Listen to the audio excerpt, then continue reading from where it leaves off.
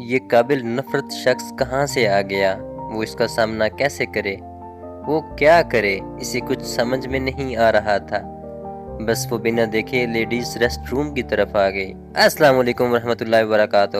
تو گائز کیسے ہیں آپ سب؟ میں ہوں وجدان مصطفیٰ اور آپ دیکھ رہے ہیں میرا یوٹیوب چینل وجدان مصطفیٰ آفیشیل۔ یہ تھی ہماری لاسٹ لائن اور اب ہم چلتے ہیں اپنی اگلی ویڈیو ناول جنت کے پتے اس نمرہ احمد کی جانب۔ وہاں آئینے سے ڈھکی دیوار کے آگے قطار میں بیسن لگے تھے۔ ایک طرف باتھ رومز کے دروازے تھے۔ ایک ترک لڑکی ایک بیسن کے سامنے کھڑی آئینے میں دیکھتی لپسٹک درست کر رہی تھی۔ حیا اس سے فاصلے پہ آنے کے آگے کھڑی ہو گئی۔ اپنے عکس کو دیکھتے ہوئے اس نے بے اختیار گردن پہ ہاتھ رکھا۔ جب پلیت نے اس کا دوپٹہ کھینچا تھا تو اس کی گردن پہ رگڑ آئی تھی۔ ڈولی کا خردار ہاتھ اس کا فرائنگ پین، مگر یہاں کوئی ڈولی نہیں تھا جو اس کے لیے آ جاتا۔ وہ اکیلی تھی، کس سے مدد مانگے؟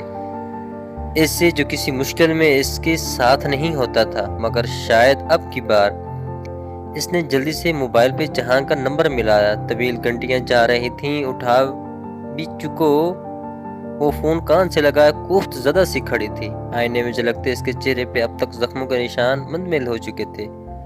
5ویں گھنٹی پہ جہاں کی خمار آلود آواز گونجی، آپ کا مطلوبہ نمبر اس وقت سو رہا ہے، برائے مہربانی کافی دیر بعد رابطہ کریں، شکریہ۔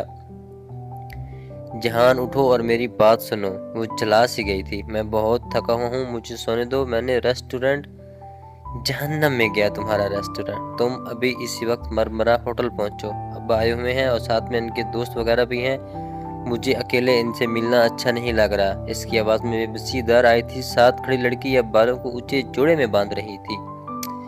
میں نہیں آ رہا، مجھے آرام کرنے دو۔ ٹھیک ہے، جہنم میں جاؤ تم اور تمہارا ریسٹورنٹ۔ وہ جن لوگوں نے تمہارے ریسٹورنٹ میں توڑ پھوڑ کی تھی نا، انہوں نے بہت اچھا کیا تھا۔ تم ہو ہی اسی قابل۔ اس نے زور سے بٹن دبا کر کال کاٹی۔ ترک لڑکی اب بیسن کی سلیب پہ رکھا اسکارف اٹھا کر چہرے کے گرد لپیٹ رہی تھی۔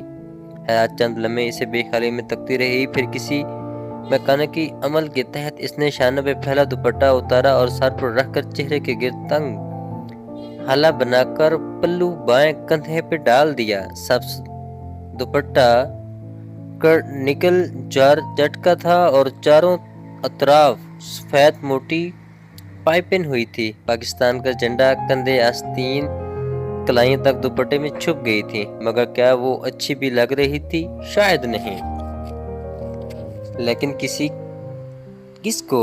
کسی نے اس سے پوچھا اور ایک دم سے اس کا دل پرسکون ہو گیا۔ اس وقت وہ لوگوں کو اچھی لگنا بھی نہیں چاہتی تھی۔ وہ یہ سب اللہ تعالیٰ کو راضی کرنے کے لیے نہیں کر رہی تھی، وہ تو شاید صرف اپنا دفاع کر رہی تھی۔ لیکن اللہ تعالیٰ کا خوف اسے اب بھی ان میں سے کچھ محسوس نہیں ہوتا تھا۔ ابا، ان کی عقب میں جا کر اس نے ان کو پکارا تو تینوں ایک ساتھ پلٹے۔ او مائی چائلڈ! ابا خوشی سے آگے بڑھے۔ وہ ایک رسمی مسکراہٹ لبوں پہ سجائے ابا سے ملی اور لغاری انکل کو فاصلے سے سلام کر لیا۔ بیٹا، یہ لغاری ہیں میرے دوست اور یہ ان کے صاحبزادے ہیں ولید۔ مجھے تو آپ جانتی ہوں گی، ہم پہلے مل چکے ہیں۔ ولید ایک محفوظ مسکراہٹ کے ساتھ اسے دیکھتے ہوئے بولا تھا۔ مجھے یاد نہیں، میں ہر کسی کو یاد نہیں رکھتی۔ ذرا رکھائی سے کہہ کر وہ ابا کی طرف موڑی اور اپنی بات کا رد عمل آنے سے قبل ہی بولی، آپ کو کدھر لے کے جاؤں؟ ابا، استنبول کی سیر آپ کہاں سے شروع کرنا چاہیں گے؟ میرا خیال ہے انکل استقلال اسٹریٹ چلتے ہیں، اس رونق کے بارے میں بہت سنا ہے۔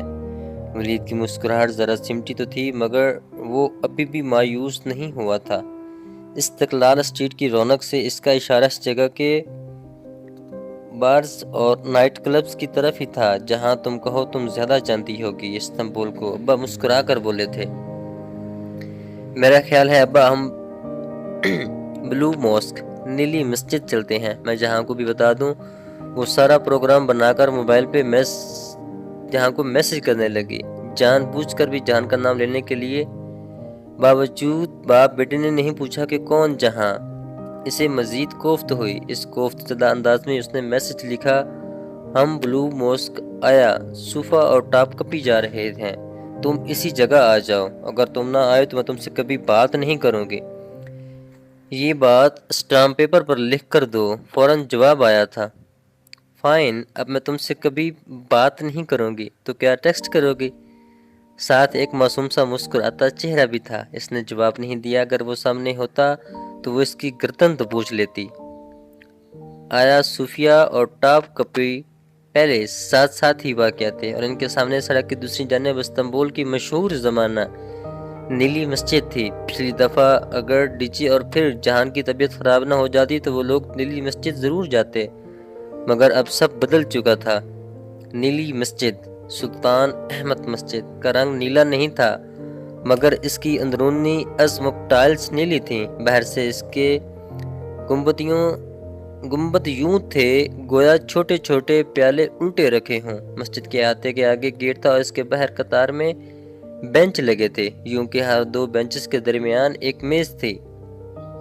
بینچ پر وہ اور ابا میز کے ایک طرف جبکہ ورید اور لغاری صاحب دوسری طرف بیٹھ گئے تھے۔ موبائل حیا نے گود میں رکھا ہوا تھا، گو کہ اب وہ جہاں کی طرف سے مایوس ہو چکی تھی۔ وہاں ہر سو کبوتر پھڑ پھڑاتے ہوئے اڑ رہے تھے۔ ہوا سے اس کا دوپٹہ بھی پھسلنے لگتا۔ وہ بار بار اسے دو انگلیوں سے پیشانی پہ آگے کو کھینچتی۔ آج اسے اپنے سر سے دوپٹہ نہیں گرنے دینا تھا، آج نہیں۔ رات کے سیمینار کے بعد یوں کرتے کہ عمیر خان سے مل لیں گے۔ ابا اور لغاری انکل آپس میں محو گفتگو تھے۔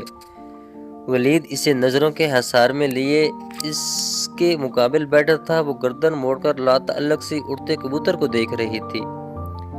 دفعتاً اس نے ابا اور لغاری انکل کو اڑتے دیکھا، چونکہ اس نے گردن موڑی۔ تم لوگ بیٹھو، ہم ابھی آتے ہیں۔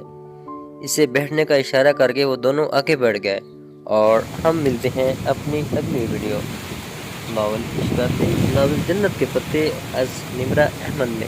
جزاک اللہ۔